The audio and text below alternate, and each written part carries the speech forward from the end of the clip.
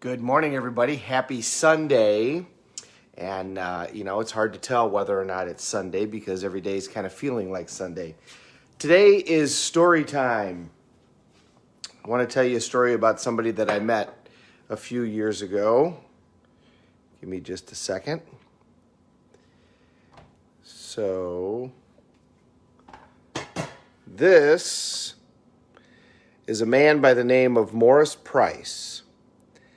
And I had the pleasure of meeting Morris at the Museum of Tolerance in Los Angeles a few years ago. Morris was born in Poland in 1927. He was about 12 years old when the Germans invaded Poland. His family was scooped up, as they're all Jewish. He never saw his parents again, and his two of his older brothers, he never saw again.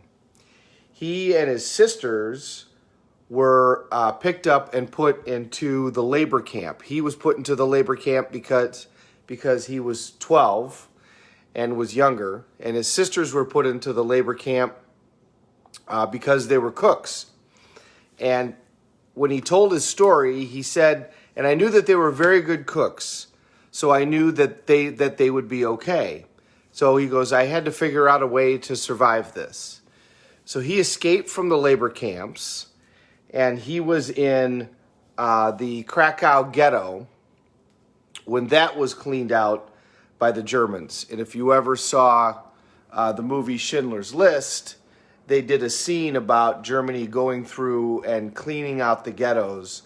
And they would line Jews up 4, 5, and 6 deep so that when they shot them in the head, they only used one bullet because they wanted to conserve bullets. He was scooped up in the ghetto and put on trains, and he was sent to... trying to reconnect. So he got sent from Auschwitz to Dachau.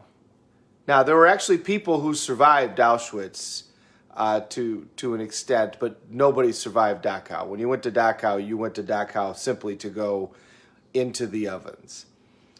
He goes into Dachau, and the story goes on for a while, but essentially there's a series of times during his experience in these concentration camps where everybody that he's with decides to go right and he decides to go left, and he lives.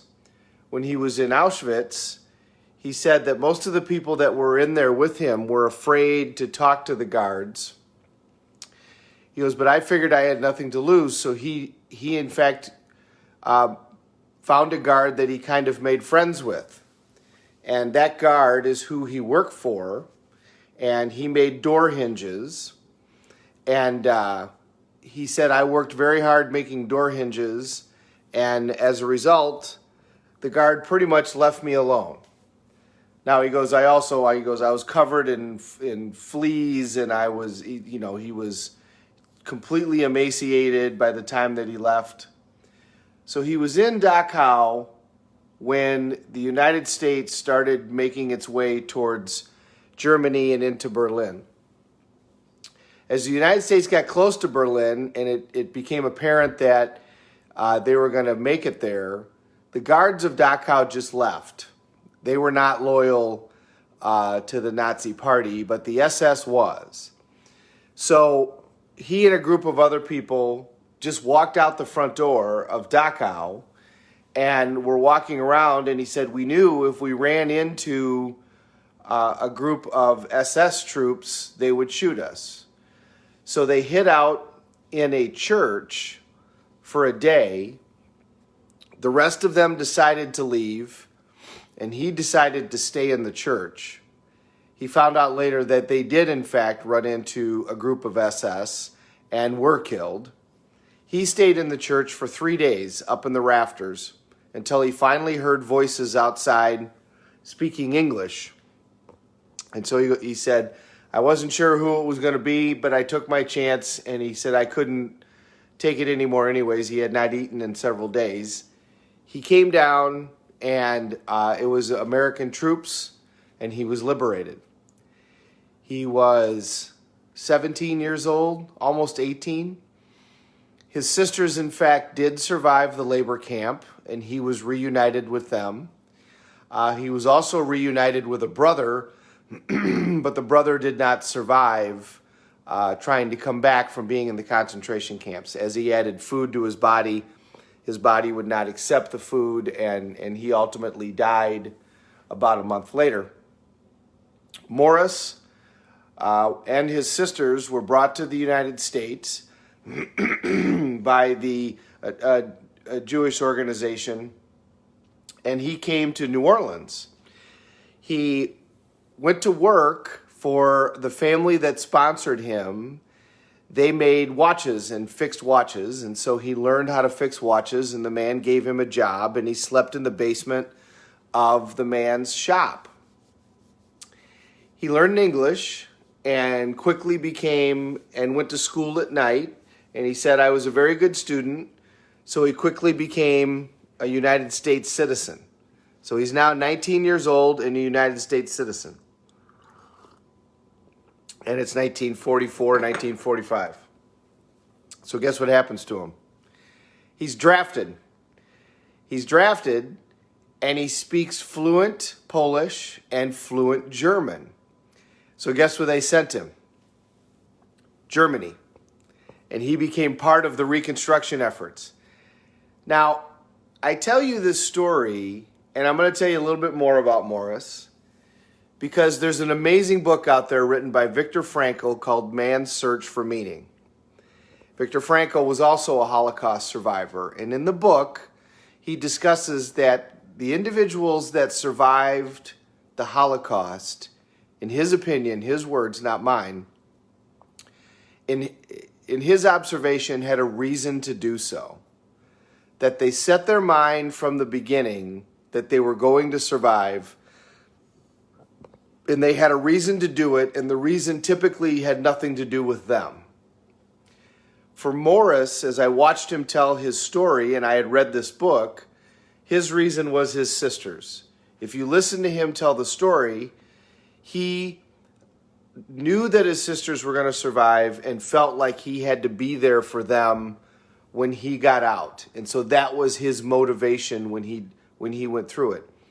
And as he went through this process, you can tell by listening to his story that he always focused on, how am I going to survive? That was what he thought about all the time. How can I do this so that I, in fact, survive? And if you read Viktor Frankl's book, it's his belief that most people got into that situation, and reasonably so, gave up and decided, this is it, I'm going to die, and that's what happened. But that the people who lived made a decision that, in fact, they were going to live, and their focus was different. So when I listened to Morris's story, I wondered if that was going to be true. And in fact, for him, it was. And I got to meet another Holocaust survivor that day also. It was a lady, and she was even younger when this all happened. And her story's maybe even more amazing. But if you listen to Morris tell the story, he doesn't tell the story with hate. He doesn't tell the story with anger or revenge. He tells the story more with amazement. As he tells you the story, part of it is he wants to pass on the story so that everybody understands that this in fact happened. But part of it is he's amazed that his life turned out the way it did. His quote under his photo is, "I never thought I would be able to tell my story." As he tells the story about coming back to Germany, he laughs. He looks at the crowd and he laughs and he says, "Here I am now. I'm in Germany and I have a gun and I have the American flag on my shoulder. And I'm telling the Germans what to do." And he doesn't do that vindictively. He does it with laughter. He says, "Can you believe that that's what happened to me?" So now he spends 5 years in Germany as part of the Marshall Plan and the Reconstruction. He's honorably discharged from the Army.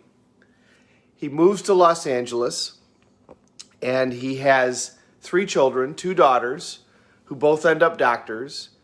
And then he has a son, and his son has severe developmental disabilities. One of the things that the medical community learned as a result of watching Holocaust survivors is the impact of massive stress on our DNA.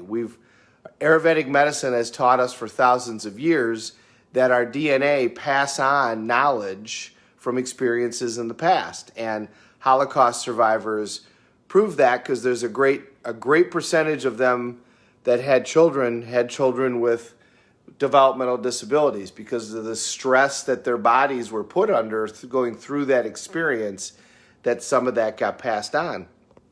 So after all of this that this amazing man went through, he then has a son who has significant disabilities and who dies when he's 26 years old.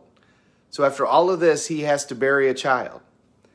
And when he tells you that part of his life, he doesn't say it with sorrow or regret. He says he was a wonderful experience. He taught him a great deal about life, and it was a joy to get to raise him for as long as he did. We're all going to go through stuff in life, and I've met people who've gone through amazing things. The losses of children, tragic wrecks, tragic crimes. I've had the opportunity to meet people and be part of the process with people who've gone through incredible things. Whatever you're dealing with, if you're feeling like it's the worst thing that's ever happened, trust me, there's hundreds of people out there who have survived worse. What I think is more important to learn from these folks is what they focused on. Morris focused on how am I going to survive because I have to survive for my sisters. And he did. Then when he has this child, he focuses on what's great about this. He doesn't say, why do I deserve this, God? Why do I have to live this way? I mean, I'm sure he did that at times. But if you listen to this story, this is a man that's full of nothing but joy and gratitude for the fact that he survived this situation and has gotten to live his life. And that's a person that's learned how to manage all of their triad. They manage their beliefs, they manage their focus, they manage their language, and they manage their physiology to manage their state. Have a great Sunday, everybody. I encourage you to read the book, Viktor Frankl's Man's Search for Meaning. It's an extraordinary book. And I think it's going to, for me, it was incredibly uplifting as to what human beings are actually capable of, both bad and good. But the good can outweigh the bad. Go have a great Sunday. I will see you guys tomorrow morning. We're going to get through this, everybody. Take care.